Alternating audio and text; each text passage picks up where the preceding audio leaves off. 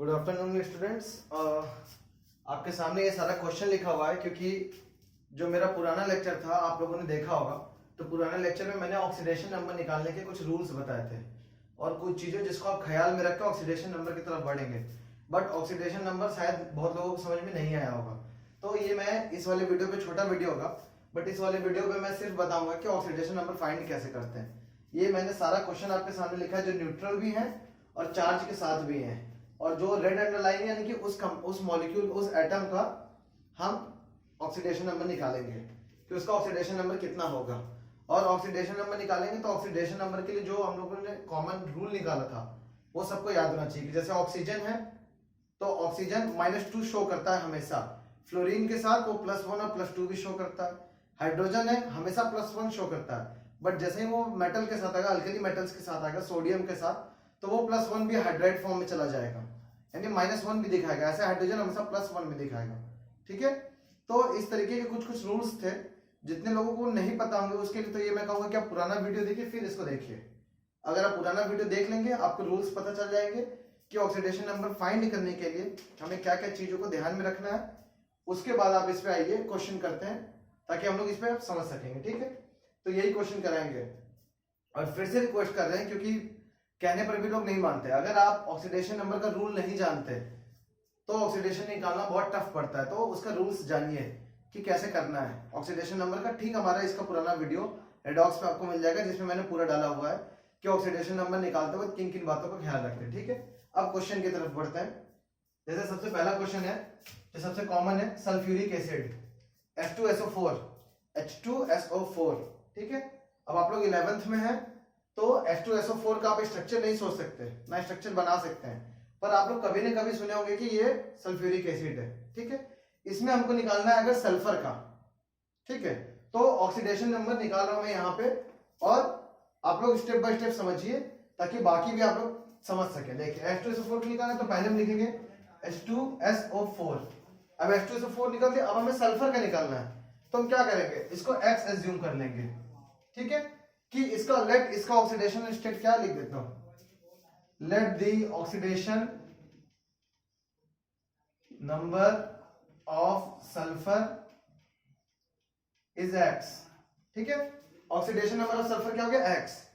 अब आते हैं इसको निकालने पे, तो इसको आप ऐसे सोचिए एक इक्वेशन की तरह, ये पूरा इक्वेशन है। इक्वेशन में क्या होता है कि मॉलिक्यूल जैसे न्यूट्रल है तो इक्वल्स टू 0 आ जाएगा। अब आपको मैं दिखा, देखिए हाइड्रोजन, तो सबसे पहले हम ऑक्सीडेशन नंबर लिखेंगे H2SO4 में। ऑक्सीडेशन नंबर लिखेंगे किसका, हाइड्रोजन का। अब हाइड्रोजन का ऑक्सीडेशन नंबर लिख दिए ब्रैकेट में, फिर जो दूसरा मॉलिक्यूल होगा हमेशा प्लस का साइन लगाते हैं।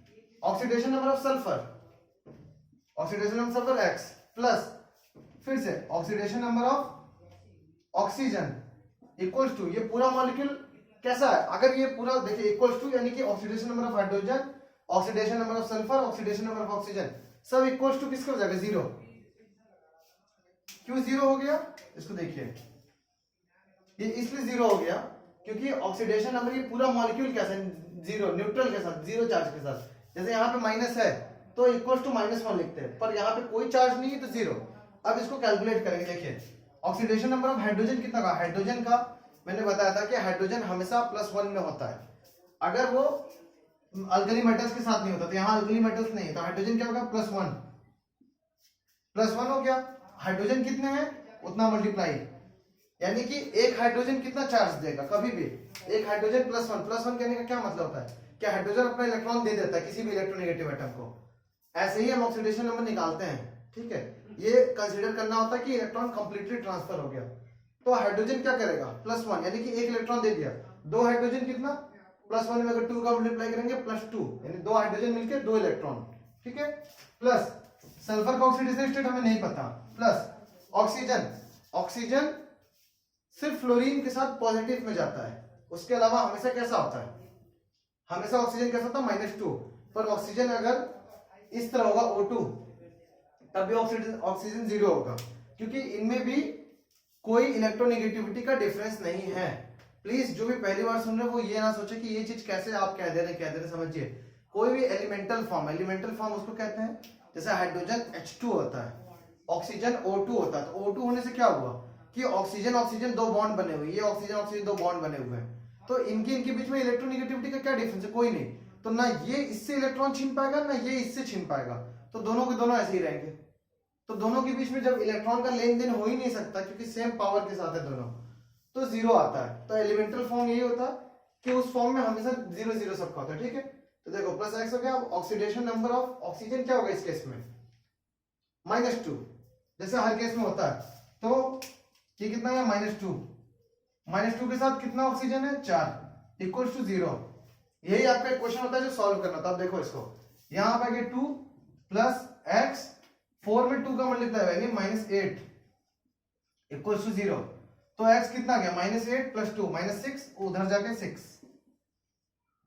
तो x कितना है +6, x आ गया +6। अब इस इक्वेशन को देखिए, अब इससे कैसे समझ सकते हैं, एक ऑक्सीजन कितना देता है, -2, 4 ऑक्सीजन कितने देंगे, सल्फ्यूरिक एसिड में 4 है, 4 ऑक्सीजन देंगे -8, तो कितना हो गया, -8 टोटल दिया ऑक्सीजन ने, हाइड्रोजन ने +2, x इतना, तो ये रिजल्टेंट है +6। इसी के बात करें, अब ये +6 किसका ऑक्सीडेशन स्टेट है, ये है सल्फर का, तो यहां पे हम क्या लिख देंगे, सल्फर का +6, यानी यहां पे सल्फर का कितना होगा, +6।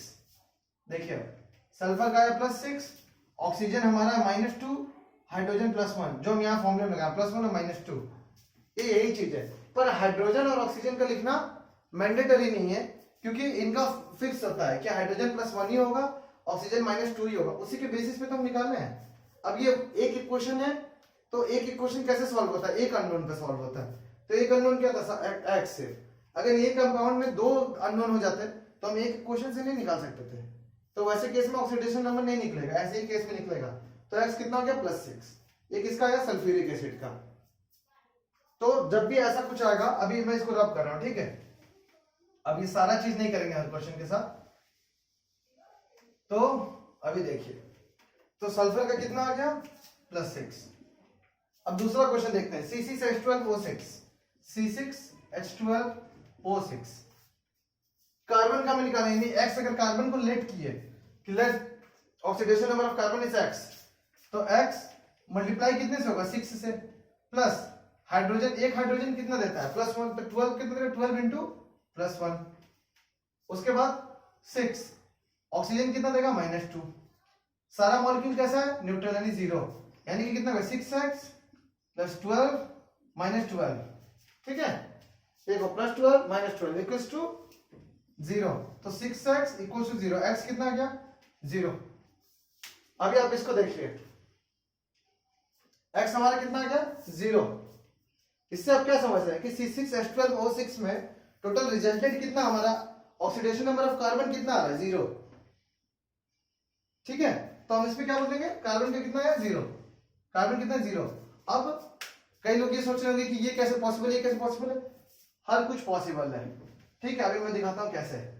जैसे आपको ग्लूकोज का स्ट्रक्चर तो आप लोग बात नहीं पढ़ोगे, C6H12O6 ग्लूकोज है, अगर कार्बन पे आप सोचो इस तरह हो, एक OH लगाओ और एक H लगाओ, एक कार्बन लगाओ, इस मॉलिक्यूल को देखिए, फिर से ज्यादा अच्छे से कर देता हूं, OH है, H है, और ये कार्बन है, ये कार्बन है, तो क्या होगा, ये ऑक्सीजन क्या करेगा, इस कार्बन से ज्यादा इलेक्ट्रोनेगेटिव है, तो ऑक्सीजन क्या करेगा, कार्बन से इलेक्ट्रॉन खींचेगा, यानी इस पे -1 आएगा, इलेक्ट्रॉन खींच रहा है ना, खींच लेगा, तो कार्बन पे कितना का, +1, इसका एक इलेक्ट्रॉन ऑक्सीजन ने ले लिया।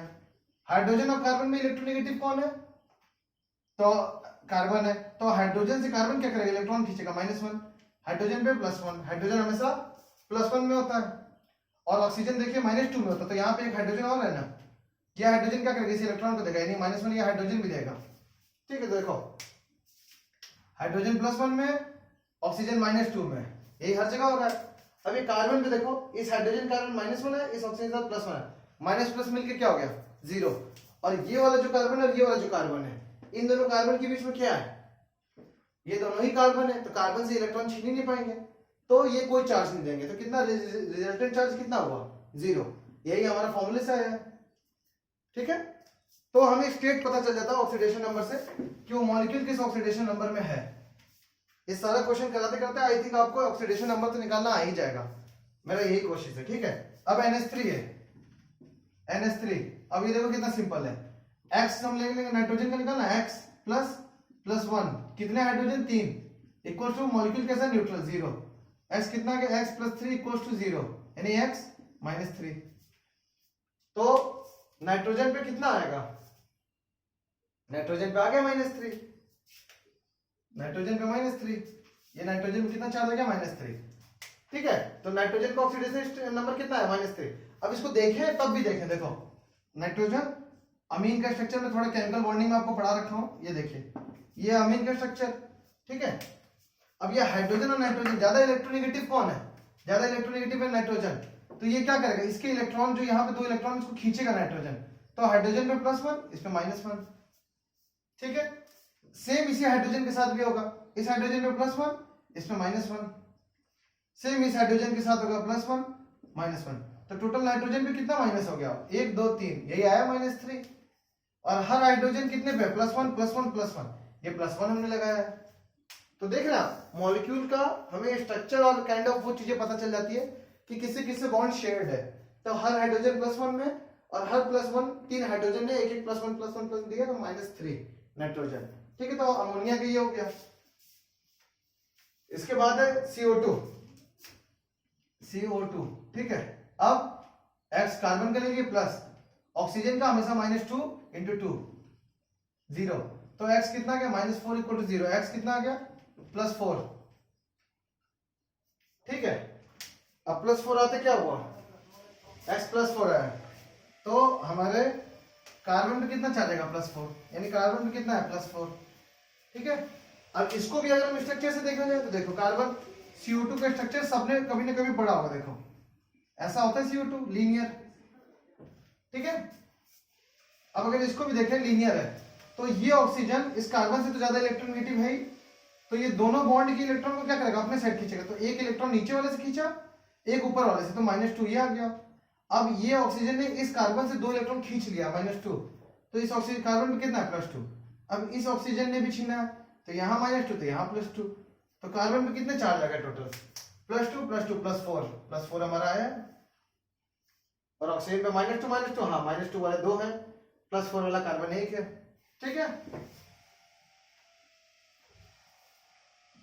CH4, अब सारे स्ट्रक्चर मॉलिक्यूल का स्ट्रक्चर बना के नहीं दिखाएंगे, कुछ वैसा होगा अच्छा तो बनाएंगे।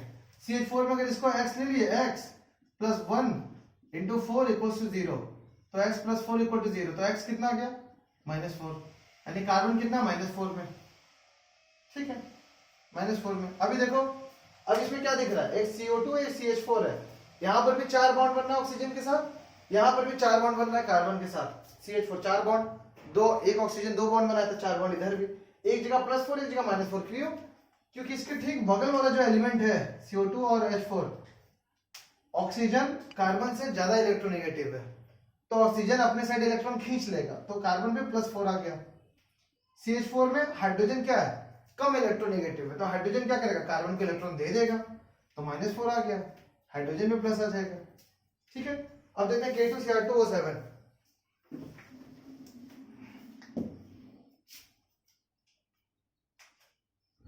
K2Cr2O7, ठीक है। अब इसको अगर देखें तो पोटेशियम क्या है +1 × 2, पोटेशियम यानी जो भी अल्कली मेटल्स हैं वो हमेशा +1 में जाते हैं। आप सोचिए कि सोडियम हाइड्राइड हाइड्रोजन को -1 में कर देते हैं, ये इलेक्ट्रोपॉजिटिव एलिमेंट है ना, पीरियोडिक टेबल पे आपका थोड़ा कमांड होना चाहिए। तो जो भी अल्कली जो सबसे लेफ्ट वाले कॉर्नर पे होते हैं, फर्स्ट और सेकंड ग्रुप वाले, उनके साथ ये है कि वो इतने इलेक्ट्रोपॉजिटिव एलिमेंट है, वो अपना इलेक्ट्रॉन किसी को भी दे देते हैं।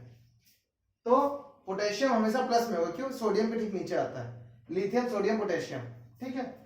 तो पोटेशियम इंटू क्रोमियम कितना 2, तो 2 है क्रोमियम से मल्टीप्लाई हो गया, प्लस ऑक्सीजन कितना -2 × 7 इक्वल टू पूरे का क्या 0, तो 2 + 2x 7 2 -14 इक्वल टू 0, ठीक है। तो कितना गया 2x = 12, x = +6, तो क्रोमियम कितना है +6, तो यहां पे क्रोमियम कितना गया +6, ठीक है। ये भी बड़ा सिंपल सा है, क्रोमियम +6 में इसका स्ट्रक्चर सोचेंगे तो हम लोग बना सकते हैं, टफ होगा पर कोई बात नहीं, पढ़ाने ही काम है। आइए देखते हैं क्रोमियम +6 में कैसे जाएगा। तो okay, where is black marker, yes, chromium 3 oxygen, एक क्रोमियम अगर 3 ऑक्सीजन के साथ है, ओके,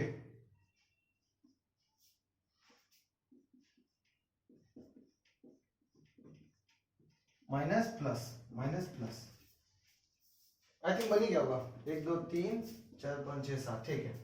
तो K2Cr2O7 पोटेशियम +1 स्टेट में, क्रोमियम पे देखें, अभी उस तरीके से देखते हैं, ये 2 है ऑक्सीजन, ये 2 बॉन्ड है, ये क्रोमियम से छीन लेगा, इस पे +2 दे दिया, ये ऑक्सीजन 2 छीन लेगा, +2 दे दिया, ये 1 इलेक्ट्रॉन छीना यानी +1 दे दिया, और ये 1 इलेक्ट्रॉन छीना यानी +1 ये भी दे दिया, तो 2 4 5 6।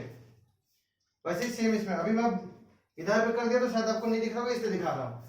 ये वाले 2 इलेक्ट्रॉन देंगे, ये वाले 2 इलेक्ट्रॉन लेंगे उससे, क्रोमियम से, 2 इलेक्ट्रॉन ये, तो +4 यहाँ हो गया, 1 इलेक्ट्रॉन इस ऑक्सीजन ने लिया एक बॉन्ड के थ्रू, और 1 ऑक्सीजन ये लिया, तो +2 इन्होंने लिया है, तो टोटल कितना गया क्रोमियम, +6 हुआ, ऑक्सीजन हर जगह पे -2, पोटेशियम +1, ठीक है। तो ये रहा Cr2O2 K2Cr2O7 पोटेशियम डाइक्रोमेट, ठीक है। सॉरी, अब थोड़ा चार्ज वाले भी देख लेते हैं, CO3 2-, इस पे हमको निकालना है कार्बन का, तो सेम प्रोसेस से करेंगे सब कुछ।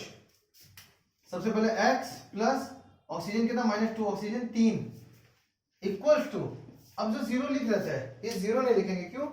क्योंकि इस पूरे मॉलिक्यूल पे चार्ज कितना है, इस पूरे मॉलिक्यूल के ऊपर चार्ज है -2, तो हम क्या करेंगे, यहां पे लिखेंगे -2, क्योंकि अब ये न्यूट्रल नहीं रहा ना, इस पे चार्ज है, तो x -6 इक्वल टू -2, तो x कितना आ गया +4, तो कार्बन पे कितना चार्ज है +4, यानी इस कार्बन पे कितना चार्ज होगा +4, ठीक है। अब आते हैं 8th क्वेश्चन पे, वो हमारा SCN-, ठीक है। अब इस पे अगर सल्फर कार्बन का निकालना है, सल्फर, देखो क्वेश्चन वही नहीं कर पाएगा ये सब जिसको पीरियोडिक टेबल नहीं आता। पीरियोडिक टेबल में आपको एलिमेंट्स का आइडिया होना चाहिए, जैसे सल्फर, अब सल्फर किस ग्रुप का, अगर आप सोचें तो सल्फर है ऑक्सीजन के ग्रुप का, ऑक्सीजन के ठीक नीचे आता है सल्फर, ठीक है। तो ऑक्सीजन जैसे -2 देता है, तो सल्फर भी -2 ही देता है, तो सल्फर कितना हो -2 प्लस कार्बन का X प्लस नाइट्रोजन का हमें निकालना है।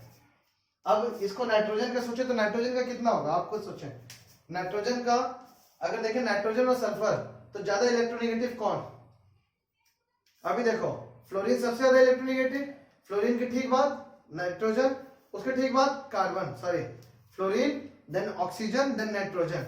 अब ऑक्सीजन के नीचे है सल्फर, टोटल एक नया शेल जुड़ जाता है, ठीक है। 8 पे ऑक्सीजन है, 16 पे सल्फर है, ऑक्सीजन के ठीक बाद नाइट्रोजन, तो नाइट्रोजन क्या है, ज्यादा इलेक्ट्रोनेगेटिव है, तो नाइट्रोजन ज्यादा इलेक्ट्रोनेगेटिव है, इसका मतलब नाइट्रोजन कौन सा चार्ज देगा इसको,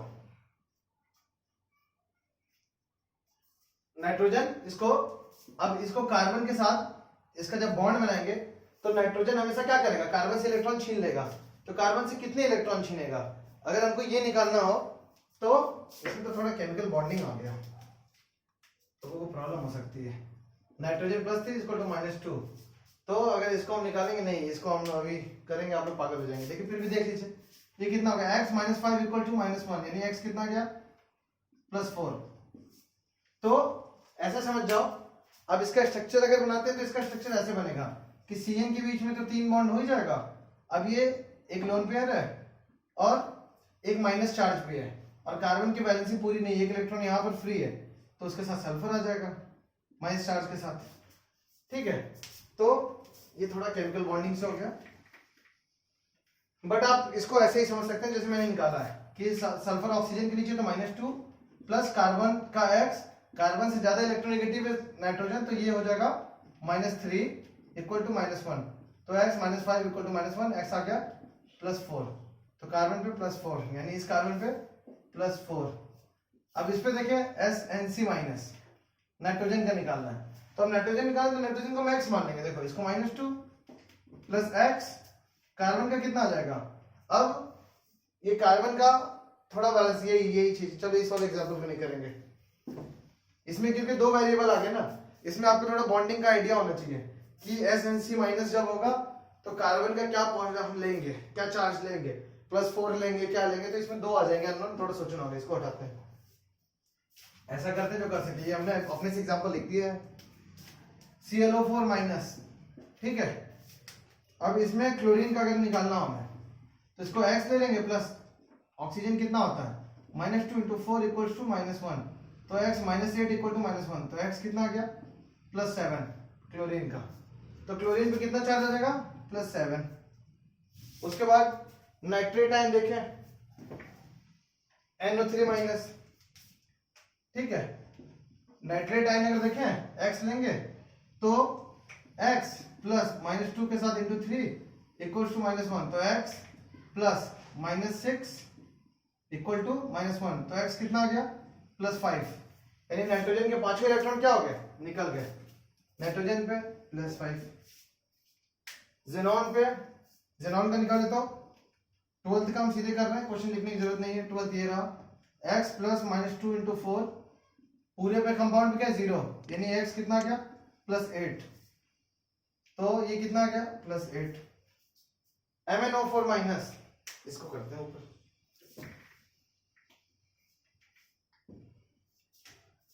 MnO4-, ठीक है।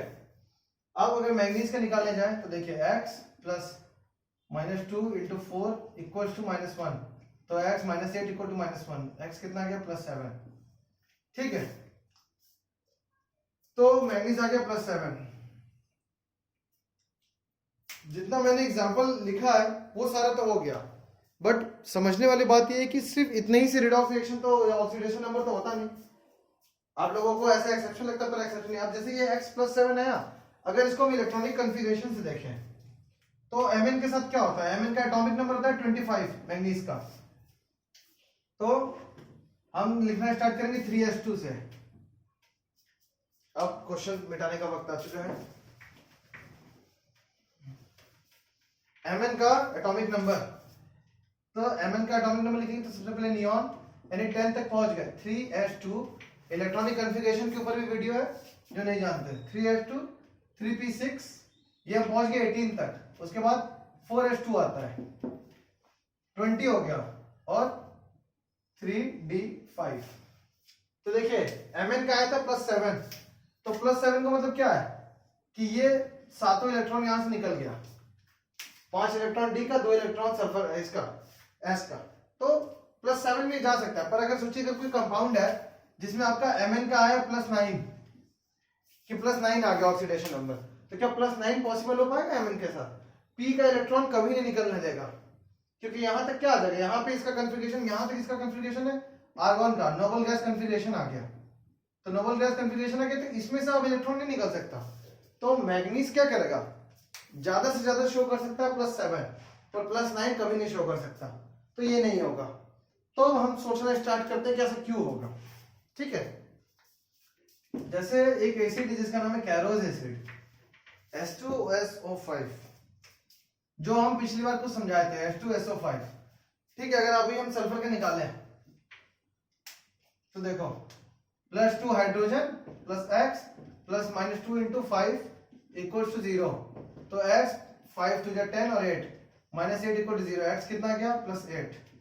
अब सल्फर को लिखते हैं, तो सल्फर का ऑक्सीडेशन नंबर, इलेक्ट्रॉनिक कन्फिगरेशन क्या होगा, नियॉन 3s2 3p4, 16 होता है सल्फर, एटॉमिक नंबर 16 होता है इसका, तो नियॉन पे 10 पहुंच गए, 10 to 12 to 14, यानी सल्फर कितना इलेक्ट्रॉन निकाल सकता है, ज्यादा से ज्यादा 2 इसके 4 इसके, यानी +6, ज्यादा से ज्यादा सल्फर +6, पर यहाँ पे सल्फर का कितना है, +8, तो ये हमारा गलत हो गया, क्योंकि सल्फर का +8 नहीं हो सकता। अब कई लोग सोचेंगे कि ये याद करना पड़ेगा, नहीं, आप जब भी ऑक्सीडेशन नंबर किसी का निकालें तो एक बार इलेक्ट्रॉनिक कन्फिगरेशन दिमाग में बना ले और देखिए कि कितना इलेक्ट्रॉन वो देने के लिए कैपेबल है। तो +8 इलेक्ट्रॉन कभी दे ही नहीं सकता। इस जगह पे एक टर्म आया था परऑक्सी लिंकेज, जो मैंने बोला था कि सुपर ऑक्साइड, ये भी पुराने वीडियो में है कि परऑक्साइड जब होते हैं तो 2 ऑक्सीजन मिलके -2 देते हैं, सुपर ऑक्साइड होते हैं तो 2 ऑक्सीजन मिलके -1 देते हैं, और जब अपना ये होता है, सॉरी, अपना नॉर्मल ऑक्सीजन तो 2 ऑक्सीजन मिलके -4 देते हैं। तो अगर हम इसको देखें H2SO5 को, तो इसमें क्या हो जाएगा, इसी को हमने उस वक्त ऐसे बना के दिखाया था कि +8 आते ही क्या हो गया, गलत हो गया। तो हमारा ये मॉलिक्यूल ऐसे होगा H2O3 और एक पेरोक्साइड होगा, ये पेरोक्साइड होगा, एक पेरोक्सी लिंकेज होगा, यही हमने उस वक्त बोला था। तो क्या होगा देखो, +2 सल्फर का X -2 इंटू 3। अब ये दो ऑक्सीजन मिलके कितना देंगे, -2 चार्ज देंगे क्योंकि पेरोक्सी लिंकेज है -2। अब इक्वल्स टू 0। तो देखो 2 + X -6 -2 इक्वल टू 0। तो x कितना आ गया, 2 कैंसिल हो गया, x इक्वल टू +6। अभी देखो सही हो गया ना, सल्फर +6 शो कर सकता है, क्यों, क्योंकि पेरोक्सी लिंकेज एक आ गया, वो पेरोक्सी लिंकेज को हमने कंसीडर कर लिया। अभी पेरोक्सी लिंकेज दिख गया। तो ऐसी ही चीजें होती हैं, सोचना होता है कि ये कैसे बनेगा, ठीक है। तो इतना ही है ऑक्सीडेशन नंबर फाइंड करने के लिए। हमने बड़ा अच्छे से ये सारा चीज आपको बता दिया, निकाल के एक एक चीज की, मॉलिक्यूल कैसे बन रहा है, चार्जेस कैसे आ रहे हैं, इलेक्ट्रॉनिक कॉन्फ़िगरेशन से उस पर क्या इंपैक्ट पड़ेगा। पेरोक्सी के बारे में हम कब सोचेंगे, जब कुछ अपने बियॉन्ड इलेक्ट्रॉन से ज्यादा इलेक्ट्रॉन डोनेट कर दिया होगा, तब हम सोचेंगे कि ऐसा क्या हुआ है, तब हम इसके बारे में देखेंगे, ठीक है। तो ये आपका क्लास सिर्फ ऑक्सीडेशन नंबर निकालने में था। और अभी प्लीज ढेर सारे मॉलिक्यूल उठाइए और सबका ऑक्सीडेशन नंबर निकालना स्टार्ट कर दीजिए। जिनको अभी तक ये नहीं आ रहा है, तो इसमें यही बात है कि आप पुराना वीडियो भी नहीं देखे हैं, तो दोनों को अच्छे से देखिए, आपको समझ में आ जाएगा, ठीक है। इतना ही आज के लिए, थैंक यू। सब्सक्राइब कीजिए, लाइक कीजिए, बेल आइकन मन हो तो दबाइए।